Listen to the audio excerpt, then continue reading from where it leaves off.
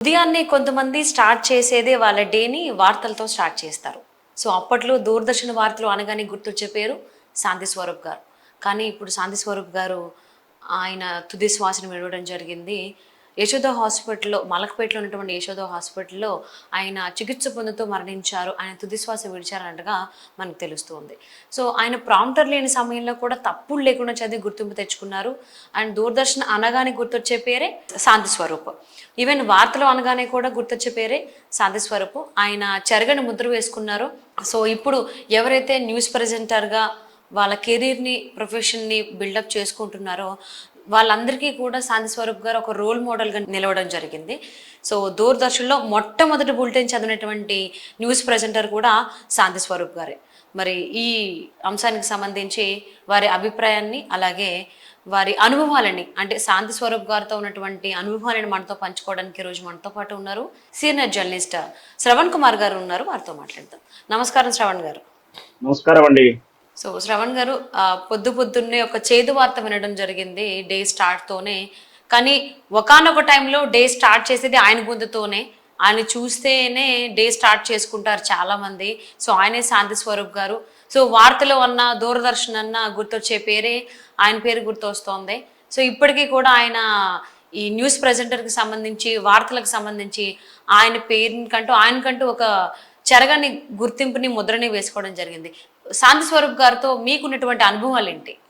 ఈరోజు ఉదయమే శాంతి స్వరూప్ గారు శైవైకం చెందారనే వార్త చేరడం చాలా బాధాకరంగా అనిపించింది. అతను మాలాంటి అప్కమింగ్ యాంకర్స్ గా, జర్నలిస్ట్ యాంకర్ గా కానీ, న్యూస్ యాంకర్ గా కానీ, ఏ పేరుతో పిలిచిన మాలాంటి అందరికి కూడా గురుస్తుల్యుడు అయిన గురు సమానుడు. మనం ఏ విధంగా చదవాలి వార్తని అంటే డిక్షను అండ్ భావోద్రేకాలు ఈ రెండో కూడా విడివిడిగా మనం ఏ విధంగా మనం నేర్చుకోవాలి అంటే శాంతి స్వరూప్ గారి యొక్క రెండు బులెటిన్ చూసిన సార్. అంటే భావోద్రేకాలు ఈ రోజుల్లో మనం ఫిక్షన్ యాడ్ చేయడం చూస్తున్నాం. అలా కాకుండా ఆ ఎలాంటిది అంటే తను ఒక మాధ్యమంగా, అంటే ఒక వార్తను నేను కాదు చెప్పేది, ఒక వార్త చెప్తున్నాను, చదువుతున్నాను అంటే ఒక భావాన్ని, సంతోషాన్ని ఏదైనా సరే తను ఒక ఒక్కగా వ్యక్తీకరిస్తూ తెలుగు డిక్షన్ ని స్పష్టంగా పలుకుతూ వార్తలు ఇచ్చినటువంటి ఆ, శాంతి స్వరూప్ గారు మన తొలి తెలుగు న్యూస్ రీడర్ గాను, మన తెలుగు తొలి న్యూస్ యాంకర్ గాను భావించవచ్చు. మొట్టమొదటిసారిగా 1983 నవంబర్ 14 బాలల దినోత్సవం సందర్భంగా దూరదర్శన్లోని తెలుగు కార్యక్రమాలలో ప్రారంభమవుతూ, తెలుగులో న్యూస్ బులెటిన్ ప్రారంభమైన కార్యక్రమంలో మొదటిగా చదివిన వ్యక్తి శాంతి స్వరూప్ గారు. అంటే మన Telugu news bulletin first anchor, news reader Shanti Swaroop గారు. ఆ తొలితరం నుంచి కూడా, తొలి రోజుల్లో కూడా ఆయనకు ఆ మొదటి బులెటిన్ నుంచి మనం నేర్చుకోవచ్చు. అంటే అతను స్వతహాగా తెలుగు విషయంలో కానీ, వ్యాఖ్యాన వక్తగా కానీ తన తొలి బులెటిన్ లోనే తన స్పష్టతను, తన ఐక్యాన్ని నిలబెట్టుకున్నాడు శాంతి స్వరూప్ గారు. మనం పొద్దున్న ఈ తరం అంటే ఈ ఈ 2000 తర్వాత కాకుండా పూర్వం అందరూ కూడా ఉన్న వాళ్ళందరికీ నువ్వు చూసుకుంటే వాళ్ళ వార్తలు వినాలన్నా, ఏదైనా విషయం తెలుసుకోవాలన్నా శాంతి స్వరూప్ గారి బులెటిన్ కోసం వెయిట్ చేస్తూ ఉదయం, సాయంత్రం ఆయన వార్తల ద్వారానే విశదీకరించుకుంటూ వార్తలు చూసి విషయ పరిజ్ఞానం పెంచుకున్నటువంటి ఎంతో తెలుగు ప్రేక్షకులు ఉన్నారు. ఈ రోజు ఆయన మిగిలి శివైకం చెందారని తెలియడం కొంచెం బాధాకరమవుతుంది. గతంలో మనం చూశాం ఎంతో మంది ఇప్పటి తరంగా కానీ అక్కడ యాంకర్స్ వస్తూనే ఉన్నారు. వాళ్ళని కించపరచడం కాదు, కానీ ఆ ఎదురుగా ప్రాంప్టర్ అంటాం మనం, ప్రాంప్టర్ ఎదురుగా స్క్రీన్ కనిపిస్తూ ఉంటుంది. అందులో చూసి కూడా చదవడానికి కూడా అచ్చులు, హల్లులు పలకలేకపోవడాలు ఇవన్నీ చూస్తున్నాం. కానీ ఆ రోజుల్లోనే సుమారు 5 లైన్లు 6 లైన్ల వాక్యం, అంటే సుమారు 1 నిమిషం ఒక వార్త మొత్తం కూడా వితౌట్ ప్రాంప్టర్ లేకుండా డిక్షన్ తోటి స్పష్టంగా పలుకుతూ, భావోద్రేకాలు లేకుండా, ఎలాంటి భావద్వేషాలు లేకుండా స్పష్టంగా ఉచ్చరిస్తూ, ఈ తరం వారికి కాదు భవిష్యత్తులో ఇంకా 100 తరాలు వచ్చినా కూడా అతను మాత్రమే ఇనిక్కు, అతను మాత్రమే ఆరాధ్యు, అతను మాత్రమే గురుతుల్యుడు అవుతాడండి. అవును. సో ఆయన 2011లో దూరదర్శన్ నుంచి పదవీ విరమణ పొందడం జరిగింది కదా! సో అప్పటి వరకు కూడా ఆయన సేవలు అందిస్తూనే ఉన్నారు. ఆయన్ని చూసిన తర్వాతే చాలా మంది కూడా యాజ్ ఎ న్యూస్ యాంకర్‌గా, న్యూస్ ప్రెజెంటర్‌గా మన కెరీర్‌ని, మన భవిష్యత్తుని కూడా ప్లాన్ చేసుకోవచ్చు అనేటువంటిది చేసుకున్నారు అనే దానికి, అంటే ఇన్స్పిరేషన్ పొందారు అనే దాని గురించి మీరేమంటారు?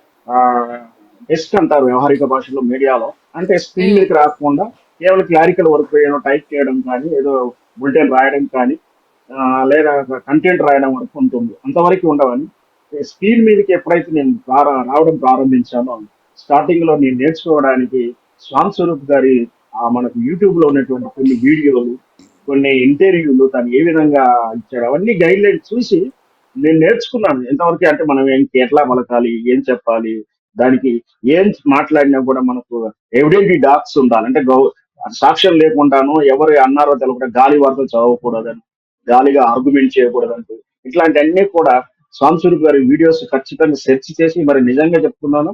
దగ్గర దగ్గర నేను 8 నుంచి 9 12 వీడియోస్ అవైలబిలిటీ ఉన్నాయి సాంస్కృతిక గారి. అన్ని ప్రైవేట్ వీడియోలు కానీ, దూరదర్శన్ బిట్స్ కానీ, కొన్ని దూరదర్శన్ అఫీషియల్ గా కొన్నిటి మాత్రమే ఆన్లైన్ లో పెట్టింది. వాటి బులెటిన్స్ అన్ని కూడా నేను చూశాను. స్పష్టంగా మనం ఆయన ఏ విధంగా పలకాలని చెప్పడం కానీ, మొదటిసారిగా దూరదర్శన్ వార్త చదివినప్పుడు కానీ, మీరు అత్యంతంగా ఇబ్బంది పడినటువంటి వార్త అంటే కూడా ఇందిరాగాంధీ మరణాన్ని ఆయన చదివిన సందర్భాన్ని కూడా ఉదాహరిస్తూ ఆ మనకు తెలుసు ఇందిరాగాంధీ గారి హత్య ఉదంతంలో ఈ దేశవ్యాప్తంగా ఆందోళన కూడా 11-15 రోజులు ఆ ఊచకోతలు నడిచాయి సిక్ కమ్యూనిటీ మీద కానీ, ఢిల్లీ అల్లర్ల విషయంలో కానీ.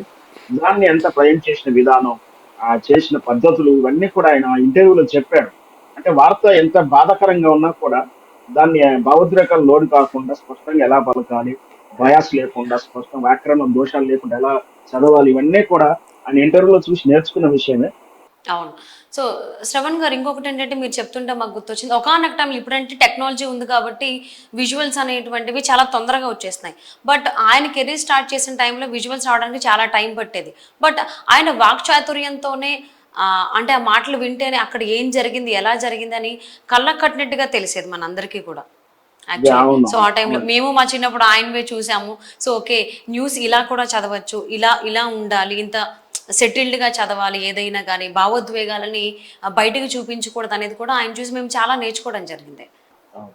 సో మరి వాస్తవం. ఆయన కుటుంబ సభ్యులు గురించి కనుక మనం మాట్లాడుకున్నట్లయితే ఆయన కుటుంబ నేపథ్యం ఏంటి, వాళ్ళకి పిల్లల గురించి ఏంటి అంటారు? వాళ్ళు ఏమన్నా ఇందులో యా. మీడియాలో ఉన్నారా తను లేకపోతే? సహ సహ తన అవునండి, తన సహ యాంకరే దూరదర్శన్ లో మేడం రోజారాణి కూడా మనం ఎవరైనా చూస్తూ తెలుస్తూనే ఉంటుంది. తనని ఆదర్శ వివాహం చేసుకోవడం జరిగింది. అతనికి 2 కుమారులు. వాళ్ళిద్దరూ కూడా అమెరికాలో సెటిల్ అయ్యాడు. ఈ రోజుల్లో ఇంకొకటి ఇక్కడ స్పష్టంగా చెప్పాలంటే, ఇప్పుడు మనం 2000 తర్వాత ఈ ఐఐటీలు, కంప్యూటర్లు ఏవో అంటా ఉన్నాము. కానీ సుమారు 80 దశకంలోనే తన 2 కుమారులు ఐఐటి చదివించి ఉన్నత చదువులు చదివించి అంటే భవిష్యత్తు అంచనా వేయడం కూడా ఎంత బాగా వేశాడు కూడా దీంట్లో మనం చెప్పొచ్చు. భవిష్యత్ తరం ఎలా ఉండబోతుంది, ఐఐటిని దాని ప్రాధాన్యతలు ఇస్తూ దాన్ని చదివించి పిల్లలు ఇద్దరు కూడా మరి వృత్తిరీత్యా వాళ్ళు అమెరికాలో సెటిల్ అయ్యారు. బహుశా ఈ రోజు ఇప్పుడే కదా 1 అవర్, బహుశా 1-2 అవర్స్ కూడా 1.5 అవర్ కూడా కాలేదు వేకెన్సీ ఉంది. ఆ, బహుశా వాళ్ళ కుమారులు అమెరికా నుంచి రావడానికి సమయం పడుతుండొచ్చు.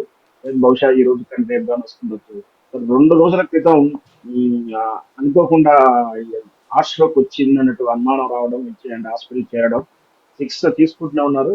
కానీ ఈ రోజు ఉదయమే దాన్ని శివేకం చెందారని వార్త మనకు రావడం విచారకరంగా ఉంది. అవును.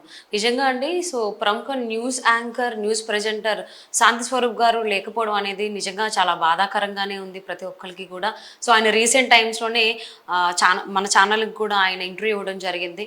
సో, ఆయన ఆత్మకి శాంతి చేకూరాలని మనస్ఫూర్తిగా కోరుకుంటూ థ్యాంక్ యూ శ్రవణ్ కుమార్ గారు.